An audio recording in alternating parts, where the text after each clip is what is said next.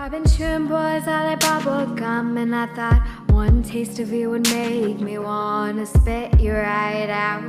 But I guess I liked your flavor. Heard you found the one, and yeah, she has a pretty face, but we both know she's nothing compared to me. And look. Hey, welcome back. You're watching Liquid Lunch on Newsmax TV, where often we have in case you can't see that, a Liquid Lunch. I'm John Tobacco. We're coming to you from the Question Tequila Studios. It's just me and my partner for this segment, joined by Frank Morano, the man himself. So what's happening, Frankie boy? Well, some of the big news over the weekend, some of the very little non-Trump related news over the weekend, included the exclusive interview that Prince Andrew did with the BBC. Now, Prince Andrew, for those of you who are good red-blooded Americans and don't care about who anyone in the royal family is, Prince Andrew is the brother of Prince Charles. He will never be king of anything.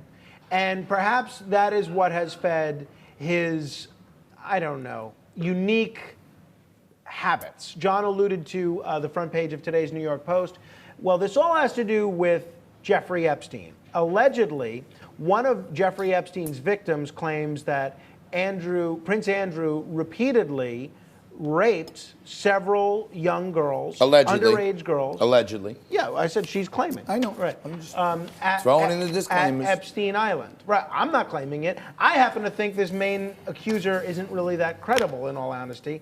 However, Prince Andrew. Let's not go after the victim. Well, okay. Prince Andrew went on television this weekend. This is what he said. The fact that he has quite obviously conducted himself in a manner unbecoming, yes. Unbecoming? He was a sex offender? Yeah, I'm sorry, I'm being polite in the sense that he was a sex offender. But no. Was I right in having him as a friend at the time? And bearing in mind this was some years before he was accused of being a sex offender. I don't think there was anything wrong then. The problem was the fact that once he had been convicted, you stayed with him. I stayed with him, and that's the bit that as it were, I kick myself for on a daily basis, because it was not something that. Unbecoming. So let me get this straight. Unbecoming. This guy's a royal. He's part of the royal family, and he's friends with a sex offender.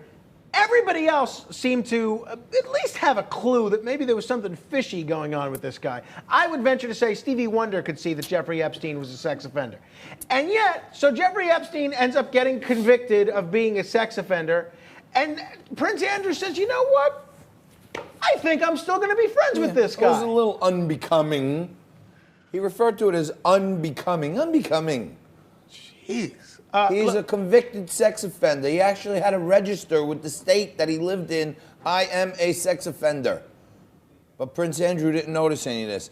And, you know, I think the only thing royal about him to that family right now, he's a royal pain in the butt.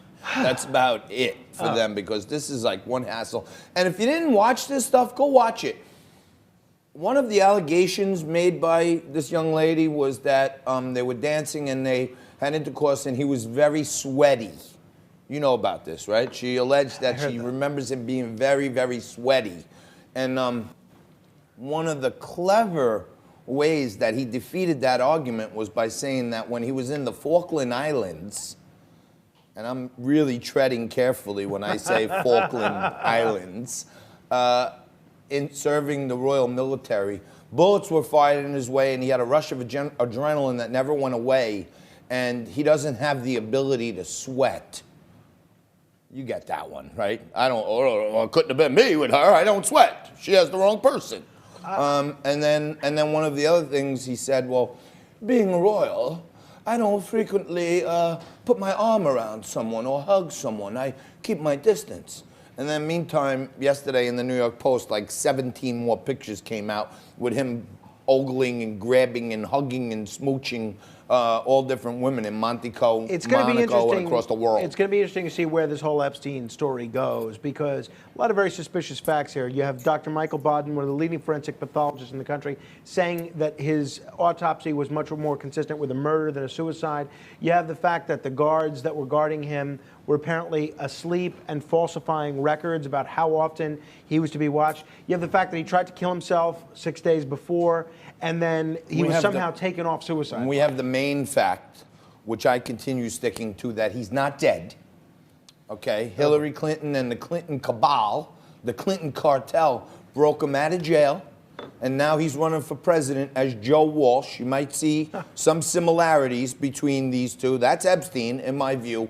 And more corroborating evidence, the Tactical Ops Brewing Company, who brews a craft beer, has put on the bottom of every can now.